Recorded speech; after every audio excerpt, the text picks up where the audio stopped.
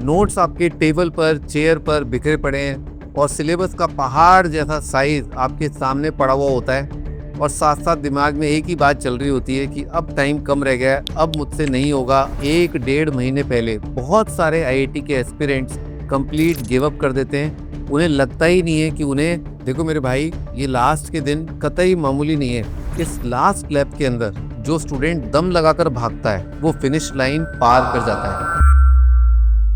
Every year एक IIT aspirant last month के अंदर एक अलग ही प्रेशर से गुजर रहा होता है। नोट्स आपके टेबल पर, चेयर पर बिखरे पड़े हैं और सिलेबस का पहाड़ जैसा साइज आपके सामने पड़ा हुआ होता है और साथ साथ दिमाग में एक ही बात चल रही होती है कि अब टाइम कम रह गया है, अब मुझसे नहीं होगा, अब टाइम कम रह गया है, अब क्या वो सफलता मैं पा पाऊंगा जो मैंने एग्जामिनेशन के स्टार्टिंग पॉइंट पे सोची थी। और इसी प्रेशर की वजह से एग्जामिनेशन से 1-1.5 महीने पहले बहुत सारे आईआईटी के एस्पिरेंट्स कंप्लीट गिव अप कर देते हैं। उन्हें लगता ही नहीं है कि उन्हें सफलता मिल भी सकती है आईआईटी मेन के एग्जाम के अंदर। लेकिन अगर आप इस वीडियो को देख रहे हैं तो मैं चाहता हूं कि आप मेरे ऊपर अपने बड़े भाई की तरह विश्वास करें। देखो मेरे भाई, ये लास्ट के दिन कतई मामूली नहीं है, ये आपकी पूरी जिंदगी बदल सकते हैं। देखो, ये एंड गेम है। इस लास्ट लैप के अंदर जो स्टूडेंट दम लगाकर भागता है वो फिनिश लाइन पार कर जाता है। इस समय पर कुछ बच्चे मेहनत करके आईआईटी निकाल ले जाते हैं और कुछ बच्चे केवल रिग्रेट करते हुए रह जाते हैं। इसीलिए मेरे भाई, आज मैं आपको दूंगा एक 30 डे चैलेंज और वो आपको 3 फेजेस में कंप्लीट करना होगा। लास्ट के कुछ दिनों के लिए भी मैं आपको एक सेपरेट चैलेंज दूंगा, उसकी बात बाद में करेंगे। इस चैलेंज को अगर आपने एक्सेप्ट किया तो इसका मतलब ये नहीं है कि आप टॉपर बन के निकलेंगे, लेकिन ये है कि आप अपना बेस्ट वर्जन पा जाओगे। और मैं गारंटी देता हूँ कि अगर नेक्स्ट 30 डेज में आपने पूरी ईमानदारी के साथ मेहनत करी और ये चैलेंज कंप्लीट किया तो आपके स्कोर में बहुत बड़ा जंप जरूर आएगा। बच्चों, ये मैटर नहीं करता है कि आप अभी 50 नंबर पे हो मॉक टेस्ट में, या आप 100 नंबर पे हो, या आपके 150 नंबर आ रहे हैं। बात ये कि इम्प्रूवमेंट आपके अंदर पक्का आएगा। तो चलो स्टार्ट करते हैं। सबसे पहले आपको कमेंट सेक्शन के अंदर लिखना है आई एक्सेप्ट दिस चैलेंज, ताकि आप अपने लक्ष्य के प्रति कमिटेड हो जाएं। और हाँ, ध्यान रखना कि फेज 2 का चैलेंज सबसे ज़्यादा इंपॉर्टेंट है, तो उसे मिस नहीं करना है और वीडियो को एंड तक देखना है। Reality check. सबसे पहले दिमाग में ये सेट करो कि आईआईटी मेन का एग्ज़ाम केवल आपके सिलेबस की प्रिपरेशन का नहीं है, जबकि ये एग्जीक्यूशन का खेल है। इस एग्ज़ाम को क्रैक करने का राज ये नहीं है कि आपका सिलेबस कंप्लीट हो चुका है, बल्कि सबसे बड़ा राज ये है कि आपको क्लियर और डिस्ट्रैक्शन फ्री होकर के पढ़ाई करनी है। देखो, सच्चाई तो ये है कि आप लोग क्या करते हो, एग्जाम जब पास आने लगता है तो नए नए रिसोर्सेज, उसके नोट्स, इसके नोट्स, ये टीचर उसने क्या लिखवाया, उसने ये सवाल कराया, फलाना ढिमकाना, ये सब टटोलने लगते हो और इस चक्कर में बेशकीमती टाइम बिल्कुल कूड़ा हो जाता है। सभी लोग परफेक्ट प्लान बना लेते हैं। परफेक्ट प्लान मेरे पास भी है, तेरे पास भी, पूरी दुनिया के पास परफेक्ट प्लान है। पर यही पूरी दुनिया जब टेबल पर आकर के इस परफेक्ट प्लान को एग्जीक्यूट करती है तो टाइम फिस। पर लास्ट में टॉपर वही बन के निकलता है जो एक प्रॉपर स्ट्रेटजी को फॉलो करता है और एग्जामिनेशन में बहुत ही काम और कॉन्फिडेंट तरीके से क्वेश्चंस को अटेम्प्ट करता है। इसीलिए नेक्स्ट 30 डेज में आपको डिशुम करना होगा अपने 3 दुश्मनों से। Enemy number 1, over thinking. ये वाला चैप्टर खत्म नहीं हुआ है, वो वाला मॉड्यूल पेंडिंग है, मॉक टेस्ट खराब चला गया। देखो, ऐसे थॉट्स ही आपका जो भी यूजफुल टाइम है उसको वेस्ट कर दे रहे हैं। सिलेबस से ज़्यादा दिमाग के अंदर ही जो एक्स्ट्रा थॉट्स आते हैं वो आपकी प्रिपरेशन को एक्सट्रीमली स्लो कर देते हैं। इसीलिए बादशाह, ज़्यादा सोचो मत, ओवर थिंकिंग मत करो। जो डेली का काम आपने अपने लिए प्लान किया है उसे कामली पूरा करो।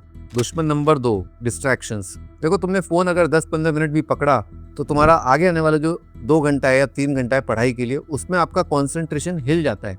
और एक बार तुम्हारा फोकस टूटा तो दोबारा डीप स्टडी करने के लिए बहुत एफर्ट पुट करना पड़ता है। इसीलिए मैं अपने बच्चों को हमेशा कहता हूँ कि सेल्फ स्टडी के टाइम पर फोन को कोसों दूर फेंक दो, ताकि आपका फ्लो डिस्टर्ब ना हो और आपका फोकस कंसिस्टेंट रहे।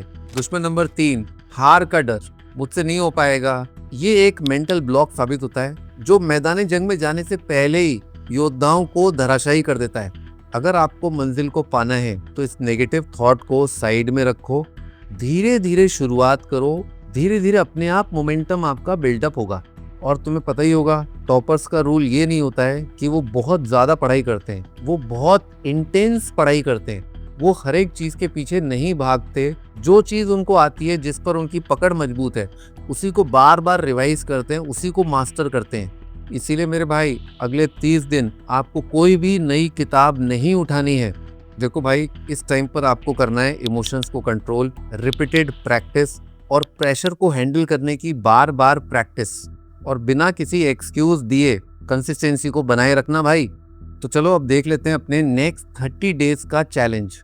ये सिर्फ एक नॉर्मल प्लान नहीं है, ये एक बैटल स्ट्रेटेजी है जो आपको अपने सपने के बहुत करीब ले जाएगी। Phase 1, the power topics phase, day 1 to 10। इस फेज में अपना टारगेट ये होगा कि 60% सिलेबस कवर करेंगे, वो पोर्शन जहां से 75% मार्क्स आएंगे।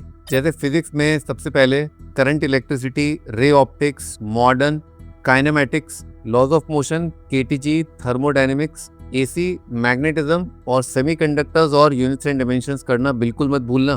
केमिस्ट्री में पहले periodic table, coordination, compounds, thermodynamics, gases state, chemical equilibrium, chemical bonding and atomic structure, general organic chemistry, aromatic compounds. Maths में सबसे पहले sequence series, determinant, matrices, vector 3D।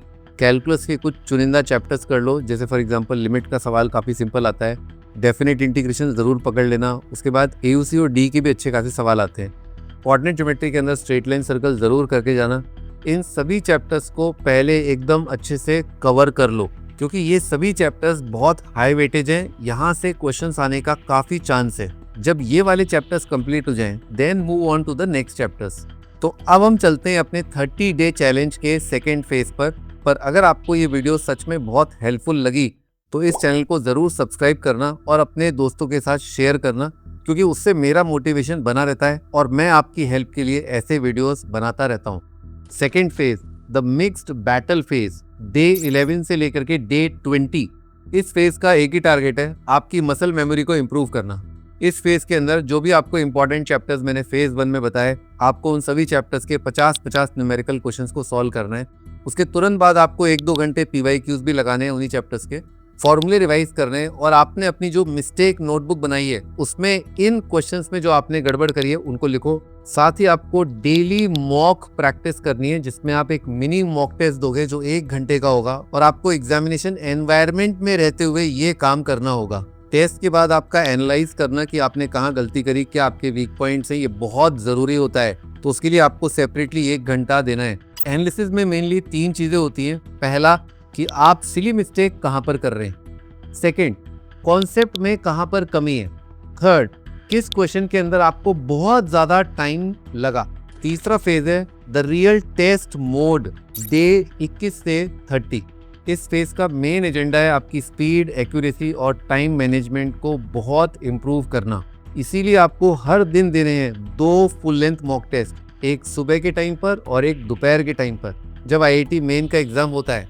और इन दोनों पेपर्स को देने के बाद इन दोनों का आपको करना है 2-2 घंटे एनालिसिस। इनमें जो आपने गलतियां करी हैं, उन गलतियों को सुधारने के लिए आपको 1-1 घंटा सेपरेटली एलोकेट करना है अपने दिन का। और इसके बाद रात को सोने से पहले आपको 1 घंटा फॉर्मूलाज और शॉर्ट नोट्स को रिवाइज करना है डेली। बच्चों, अगर आप इन तीनों फेजेस के चैलेंज को कंप्लीट कर लेते हो तो एक अच्छा बूस्ट आपके स्कोर के अंदर आपको देखने को मिलेगा IIT मेन जनवरी शिफ्ट के अंदर। अगर आपका करंट लेवल पर चल रहा है 50 नंबर का स्कोर, तो आप मेन एग्जाम के अंदर जनवरी शिफ्ट के अंदर ही करीब 120 नंबर एक्सपेक्ट कर सकते हो। अगर आपके 80 मार्क्स चल रहे हैं अभी फिलहाल, तो आप करीब 140-150 तक ला सकते हो। और अगर आपका 120 चल रहा है तो 180 तक क्रॉस कर सकते हो।